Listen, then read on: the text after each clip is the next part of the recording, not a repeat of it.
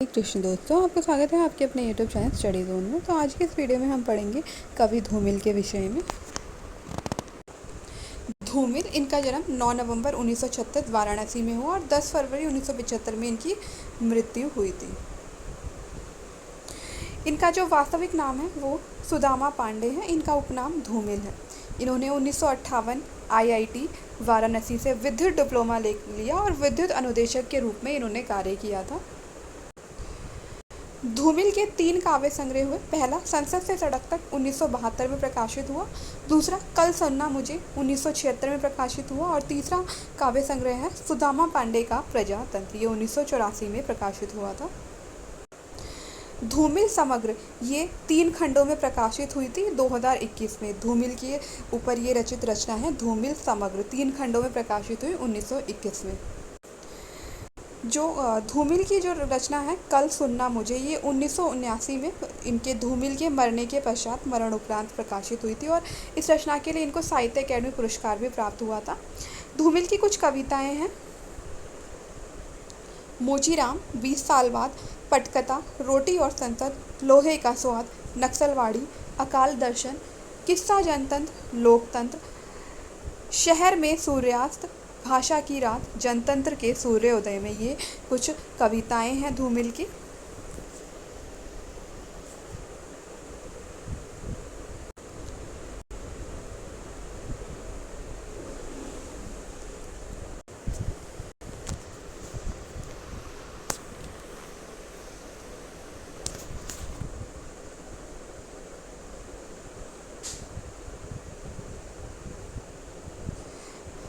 आ कविता के जो प्रवर्तक थे वो जगदीश चतुर्वेदी हैं और आ कविता के जो प्रमुख कवि थे उसमें राजकमल और धूमिल, ये जो है प्रमुख कवि थे आ कविता के। जो राजकमल थे ये ज़्यादातर यौन समस्याओं पर रचना करते थे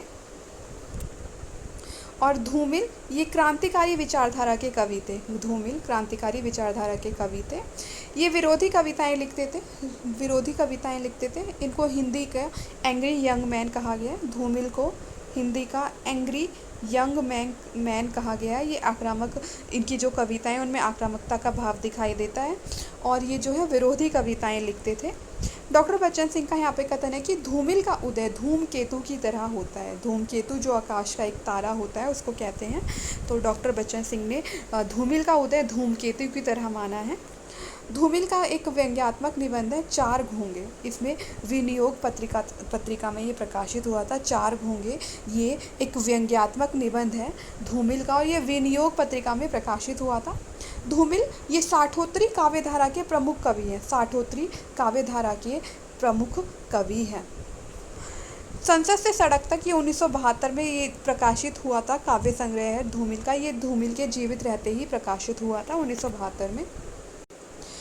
सुदामा पांडे का प्रजातंत्र ये धूमिल का तीसरा काव्य संग्रह था। इसका जो प्रकाशन है वो इनके बेटे रत्न शंकर ने जो है इसको 1984 में प्रकाशित कराया था। सुदामा पांडे का प्रजातंत्र।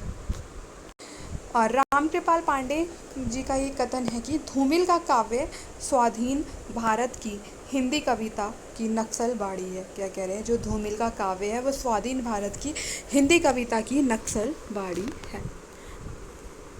धूमिल को संसद से सड़क तक जो इनका काव्य संग्रह था इसके लिए 1975 में मुक्तिबोध पुरस्कार प्राप्त हुआ था और ये मध्य प्रदेश शासन साहित्य परिषद द्वारा इनको जो है ये पुरस्कार भी एक दिया गया था। मध्य प्रदेश की सरकार द्वारा भी एक पुरस्कार दिया गया था। धूमिल की दृष्टि में कविता आदमी होने की तमीज़ है। क्या कह रहे हैं? धूमिल का मानना है कि जो कविता है वो आदमी होने की तमीज़ है। फिर भी वह जिंदा है, कुसुम दीदी, ये जो 2 रचनाएं हैं ये धूमिल की मृत्यु के बाद 1984 में प्रकाशित हुई थी। फिर भी वह जिंदा है और कुसुम दीदी, ये 2 रचनाएं इनकी मृत्यु के बाद प्रकाशित हुई थी। धूमिल ने कुछ जो रचना बंगला कवि जो भट्टाचार्य का एक कविता संग्रह था पारपत्र, छात्र पत्र, बंगला कवि भट्टाचार्य का जो कविता संग्रह पारपत्र है इसका हिंदी अनुवाद धूमिल ने किया था। धूमिल पर अराजकतावादी होने का आरोप लगा है। इनकी जो अंतिम कविता है वो है लोहे का स्वाद। लोहे का स्वाद धूमिल की अंतिम कविता है। ये वामपंथी जो विचारधारा से प्रभावित थे। धूमिल वामपंथी विचारधारा से प्रभावित थे।